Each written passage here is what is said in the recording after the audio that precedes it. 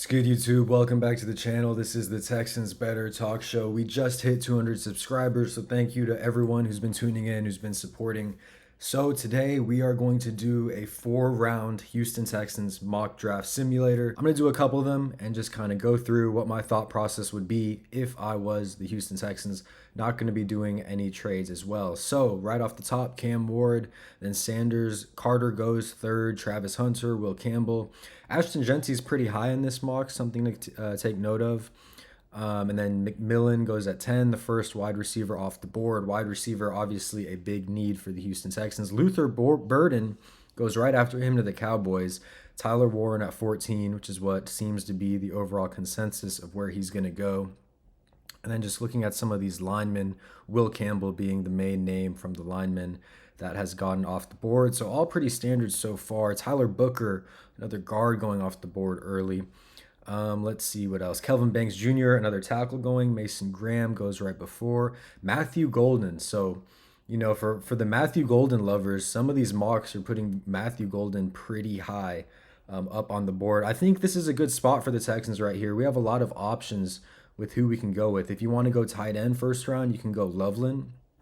I wouldn't hate that. You could obviously go Ibuka, probably one of the best picks. You can also go Membo, who's a really good pick for the tackle that's going to play guard at the NFL level.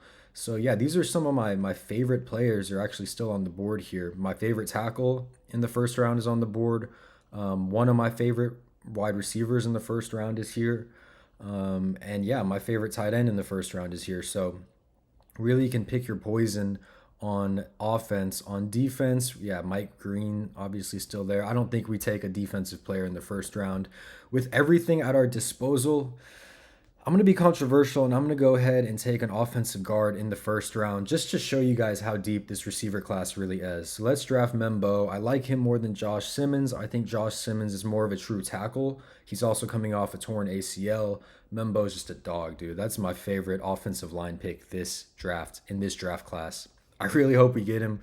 It would be pretty awesome. So again, no trades. Let's see who else came off the board. Mecca Buka goes 32nd to Denver, who trades back, which is interesting. Josh Simmons goes right off after us. Loveland goes again to the Commanders. So they just drafted a tight end last year in the second round, I believe. Mike Green, that was a good name to look out for off the board. So no notable receivers besides Ibuka. Trey Harris from Ole Miss, that seems like a little bit of reach in the top second. Another tackle, we're good there. Ursure, who's been really performing well in the Senior Bowl. Restrepo's gone to the Jets. Io Minor, not my favorite prospect, definitely really talented, but he goes off the board. Some edge players. Deion Walker's a dog, man. Deion Walker I've taken in the second round in some of these mocks. He is an incredible player. So Isaiah Bond I don't love. Savion Williams, this actually feels too high for Savion. We might need to pivot here. Jaden Higgins is good. Tez Johnson is good. It just feels kind of a reach. We still have a lot of players. We still have a lot of receivers. I wouldn't even mind going like Jack Besh in the third round for a receiver. So let's go look at some tight ends, see if we can pivot. Mason Taylor, the tight end from LSU. Gunnar Helm still there. Elijah Arroyo still there. Not loving really any of that. I think it's too high to take a running back. Let's look at some of the defensive players we have. Tyleik Williams is a strong pick. The Ohio State defensive tackle. Might have to look there. These edge, I don't love these edges, even though this is a really deep edge class. I'm honestly gravitating towards, and this is a very much a pivot. Tyleik Williams from Ohio State is looking good. Again, the offense, I don't feel like taking Isaiah Bond. Savion, I think it's too early. I don't think he goes this high in the second. So we're going to pivot once again. We're going to continue to neglect that wide receiver room. And this is what's dangerous about picking guard first in the first round. But it's kind of a pick your poison type of thing. There was definitely still a lot of receivers on the board. I just didn't feel like any of them could be were worth taking that high in the second. So round 3, tackle guards come off the board. Mainly Tez Johnson comes off first, then Savion comes off. He seems to be a pretty much a consensus third round pick. Kyron Lacey comes off the board. Elijah Arroyo, one of my favorite tight end prospects, also off the board. And then Jaden Higgins comes off right before us. So let's go back to the offense. We're going to need a receiver. Besh is still there, one of my personal favorites. Torrey Horton, the Colorado State receivers there. I think this might be time for Besh. Caden Prather, he's been pretty popular. Jack Besh, though, I love this player. So we're going to take Jack Besh in the third round and add some beef to our wide receiver room. So again, this is good. This is the type of draft where you're looking around and you're going, you know what, we're going to need to get some wide receiver help in the offseason. And that again, that's why it can be kind of difficult to just neglect the wide receiver spot at the first in the first round. Round four, some more receivers, some edges, some tackles come off, safeties. Will Howard, wow, he goes to the Browns. That's interesting. Yeah, I'm not super. Caden would have been nice to add to the room. Not super worried about that. So with the last pick, let's check the running backs out. Not really a big running back name I'd want to take in the fourth. Sometimes Scatterboo is still there, so let's maybe beef up the defense. Actually, let's look at the tight ends.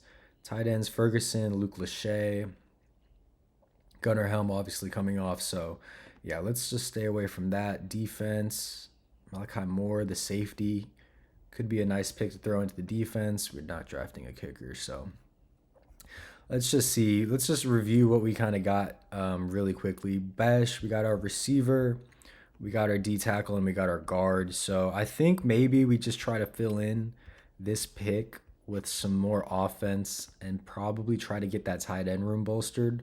Running back, I wouldn't hate. I just don't love any of the value there.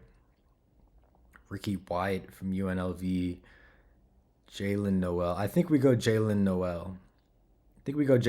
Draft another receiver. I think that's probably the best value. So there you go. In 4 rounds, Armand Membo, my favorite offensive line pick that the Texans could reasonably get in the first. Then we went D tackle with Tyleik Williams from Ohio State. Went Jack Besh at wide receiver. And Jalen Noel, another wide receiver to really beef up that wide receiver room. And again, look, if you're not taking a receiver in the first round and like nothing happens in free agency, you're going to have to spend some later picks on receivers. You're going to make these guys compete in training camp. That's just the way it's going to have to go because, again, receiver is a huge need. Definitely wasn't trying to neglect it. But let's do another mock. And this time, let's focus more on the receivers in the first round. So let's see who comes off. Travis Hunter, Shador Sanders, Cam Ward, McMillan off early, Genty a little later than the first. Warren seems to be like hard stuck with the Colts. I always see him. Burden goes at the Seahawks. Simmons is one of the first tackles. Golden and Ibuka both come off the board. So ironically, this might be a situation where we're also, I don't love taking any of these receivers in the first. Trey Harris is a dice roll to me. It's too early for Elick. Yeah, this is again another situation where, I think in this situation, if you don't want to go guard, and I'm not going to draft Membo again because I did that last time. There's still some good tackle prospects on the board. I think we maybe draft Colston Loveland here. Great receiving threat at the tight end position. It's not a reach really. I wouldn't say it's a reach at all. He's probably going to be a late first round pick, really early second round pick. So I'm fine with that. I'm fine with beefing up that tight end room. And I always say to just treat him like a receiver, treat him like another weapon. Mike Green goes right after, definitely a name to keep your eyes on. Membo goes to the Commanders. Xavier Watts, wow, the safety, okay. So let's see here. Okay, another tackle, guards come off the board, darts. Just like no good receivers were drafted, so we might be fine here to take a receiver. Ilum is a popular pick. Yeah, let's look at the receivers left. So yeah, this would be perfect to me. If you can get Restrepo right here, I mean, that's a no-brainer. Love Restrepo at the middle of the second. So now we've got a tight end weapon, got a wide receiver we just added. That's a no-brainer pick. That would be really nice if you could just get Restrepo there. So tight end comes off. Mason Taylor to the Chiefs. Running back, Trevion Henderson comes off. Arroyo and Scatterbo come off. Arroyo, one of my favorite tight end prospects. Tez Johnson, the nice receiver there. Gunnar Helm comes off. And I think here we maybe look at the defense. Let's see, Gunnar Helm was off. Okay. Running backs, I wouldn't hate Brashard Smith from SMU, man. He's a dog. I think it's a little bit early to take him, though. So let's beef up this D tackle position. There are some really good D tackles in this class, just glazing over the edges as well. Let's see, and then let's just check offensive tackles really quickly. I don't love any of these offensive tackle picks. Yeah, I like the guard picks less. In my opinion, if you're gonna go draft an offensive lineman, I would rather it be a tackle than a guard. So let's go back to the defense. Let's get this D tackle spot. I like Alfred Collins from Texas. He's solid. Um, Elijah Roberts from SMU. I also like that guy a little bit too. But I think we're just going to go Alfred Collins. We're going to pick the best available at the D tackle spot.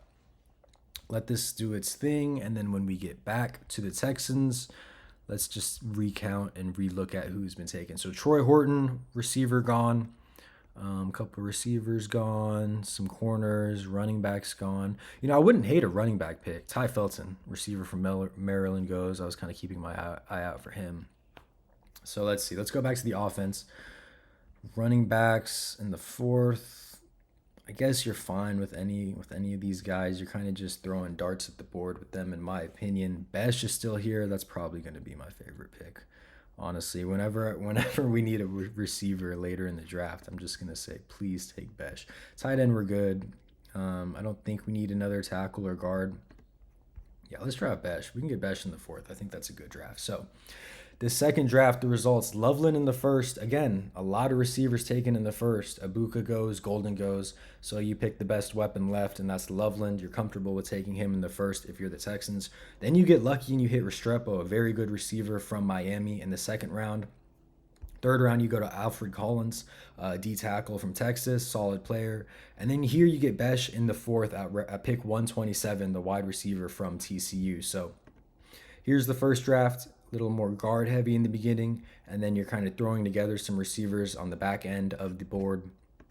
And the second draft, you go tight end heavy and receiver heavy at front, and then kind of fill it in later. So, common theme on my drafts is going to be to try to make that receiver spot work. You definitely need to try to throw things at the wall, and definitely draft 1, 2, 3 receivers, however many you want.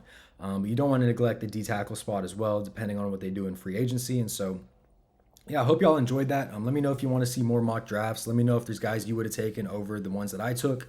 And yeah, just let me know, who do you think they should take and what position groups do we need? I hope y'all enjoyed that. Thank y'all so much for watching and supporting the channel. I really appreciate it. Peace out, and I will see y'all in the next one.